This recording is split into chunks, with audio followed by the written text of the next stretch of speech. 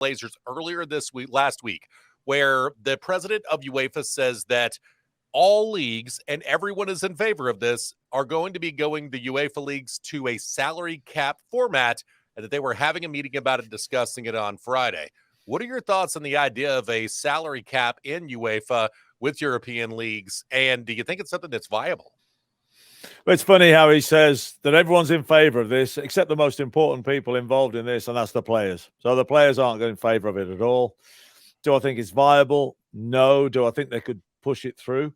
Possibly. But to me, this is, again, from UEFA, this is a blatant attempt, or not so blatant, but a subtle attempt in trying to stifle the growth of the new up-and-coming clubs onto the scene, like your Manchester Cities. I'm including them as the new ones because they haven't been around for decades and decades. The Newcastle Uniteds, they just see them as a threat to the old guard of the Real Madrids, Barcelonas, Manchester Uniteds. And it's like, how can we harness everybody in together here so that the big boys don't get left behind? And let's make it a level playing field. I think it's an artificial way of making it a level playing field. I don't agree with it, and I'm dead set against it. Yeah, I think this is really, it's about the Americanization of the continued perceived Americanization of European football, and it's a bad move. The one thing that people I don't think realize in Europe is there's a lot of American ownership. There's only one sport in America where the salary cap works, and that's the National Football League. In baseball, they have no salary cap. In the NBA, they realized, hey, wait a minute, we have a salary cap, but now we can't sign the top players. Like, do you really want to see Grealish have to go somewhere else, or United have to send away Fernandez or somebody like that because they're above the salary cap? Mo Salah has to go somewhere else and play in a completely different country because Liverpool's over the salary cap, whatever that might be. It doesn't work in every single American sport. In the NBA, it didn't work. So now they have all of these exceptions where you can sign any of your players above the salary cap. Again, only one sport in the world has a salary cap that works, and that's the National Football League in the States. So why do this? And I agree with you. I think the motivation behind this is especially a concern among the other UEFA nations that England, because of their television deals in the States, their television deal in China, television deals in Singapore, India, Indonesia, that they're going to have so much more money than everybody else. So let's make sure that the Italian clubs can still compete, the German clubs, the French clubs, and the Spanish clubs, that they can all still compete, because if you have owners with deep pockets and you're making 4 times as much money off of your television rights deals as the other leagues are, you're going to be able to spend more money. So now we have in place what? You can spend 70% of what your total revenue is on players. One, it's not good for the players, I don't believe. 2, it's not good for the fans either. It could create some level of parity, but there's not really a ton of parity in most leagues right now to begin with. Frankly, England has the most parity of any of the European leagues. So what are we doing here, and why are we doing it? Whenever something like this comes up, I always ask this question, Chris: who benefits?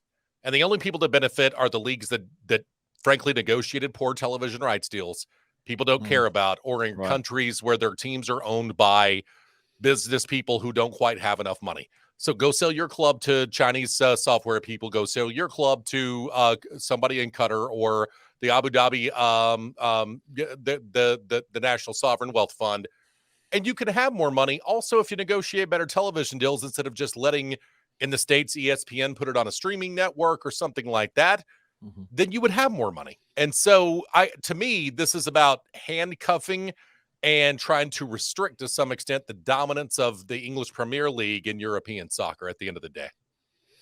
I agree, Will. Look, they've made an attempt before about restricting the growth of these clubs. It goes along the same lines of the Champions League. If you don't qualify for the Champions League by rights, then you can still qualify for the Champions League based on your history in the game. That's absolute nonsense, and they're just trying to shoehorn ways to get the traditionally big clubs still involved in all these, the glamour clubs involved, so that they can still make their money. And this is just another attempt. I don't think the public's going to go for it. I don't know whether it's it could well be the rise in American owners who know the traditions of the the NFL and think that that works great, and so then it should work great in soccer. But they can't. They're trying.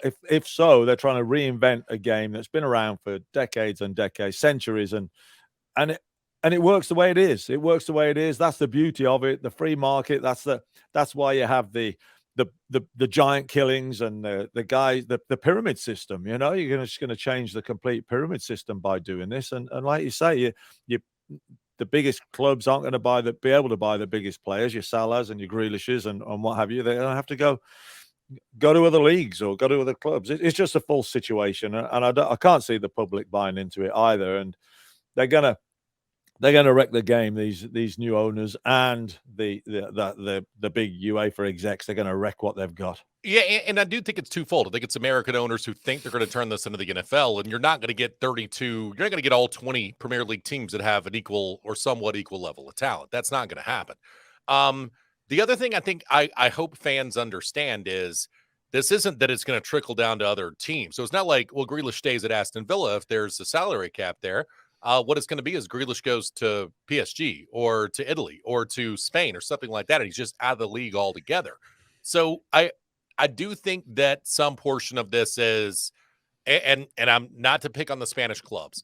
I think this is mostly about Madrid and Madrid more than anything else, because they will not be able to financially compete with the English clubs. They just aren't going to be able to do it when they bring in so much more money under the current rule system.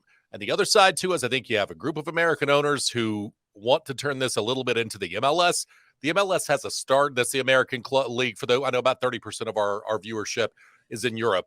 The MLS here in the States has a soft salary cap, but the players don't earn a lot of money, and the fans here just don't care. You have 2 or 3 markets where the fans care. Otherwise, it's a social event. It's not something you live and die for. The European pyramid, English soccer is far more popular in the United States. Champions League, far more popular in the United States than anything the MLS has ever done.